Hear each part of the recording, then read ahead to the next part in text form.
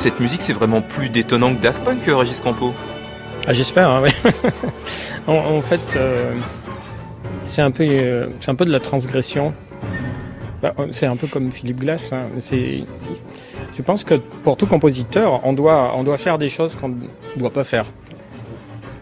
Juste pour un peu comme si on était un enfant terrible ou un vilain garçon, il faut un bad boy, il faut faire le contraire de De ce qui est attendu. de ce qui est attendu, de ce que nous disent nos professeurs, si on en a. Et voilà, il faut se surprendre et voilà. Alors, je vous dis ça, mais peut-être je ferai le contraire de ce que vous écoutez la prochaine fois. Mais c'est en tout cas ce que nous enseigne Stravinsky, par exemple, ou Ligeti. Dans cette œuvre, il y a un vrai goût pour la pulsation, pour le moteur. Ça rapproche street art de la pop presque. Hein. Je vous parlais de Daft Punk pas par hasard. Hein. Je vois pas pourquoi vous dites ça. Non, moi non plus.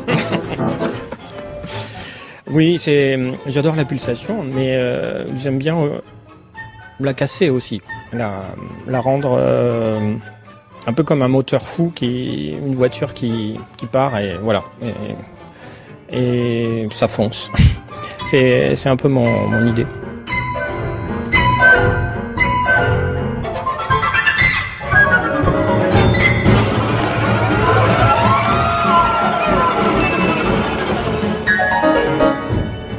Et ce goût de la pulsation, ça vous rapproche peut-être un petit peu aussi des minimalistes quelque part, hein, puisque Philip Glass, il répète aussi beaucoup la pulsation, et les autres compositeurs américains, pères fondateurs du minimalisme, hein, comme Steve Reich. Il y a un gros travail sur la pulsation, le moteur rythmique. Je dirais plutôt que c'est une reconquête de la répétition et de l'art de répéter sans se répéter. Après tout, on avait ça chez Vivaldi et Bach. Et même Stravinsky, encore une fois, et c'est cet amour de répéter qui est en fait très commun dans la nature, hein, que ce soit un arbre ou un corps humain avec son battement de cœur, on ne peut pas vivre sans répéter. Alors justement, à propos de répétition, de choses qu'on ferait peut-être pas d'entrée de jeu pour un compositeur, il y a un terme qu'on accole souvent à votre esthétique, c'est ludique. Ça peut vous faire sourire presque parce que c'est quelque chose qui revient vraiment beaucoup. Mais quelque part, est-ce que vous pensez pas qu'il y a quelque chose de vrai là-dedans? Qu'est-ce que vous pensez de cet adjectif ludique pour qualifier votre musique? J'en parlerai qu'en présence de mon avocat. Non, mais c'est un peu vrai, mais en fait. Peut-être ça voulait dire qu'il y avait des musiques non ludiques. Peut-être aussi. Ouais. Est-ce que ludique, c'est non, ça veut dire non ennuyeux? Je sais pas.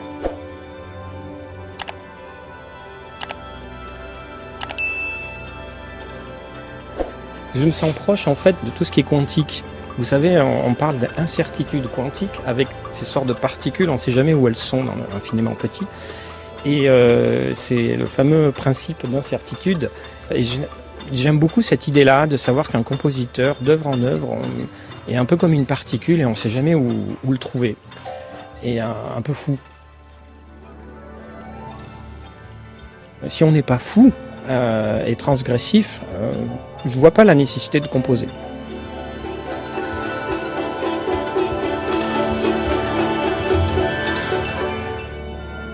Oh, love's my son, so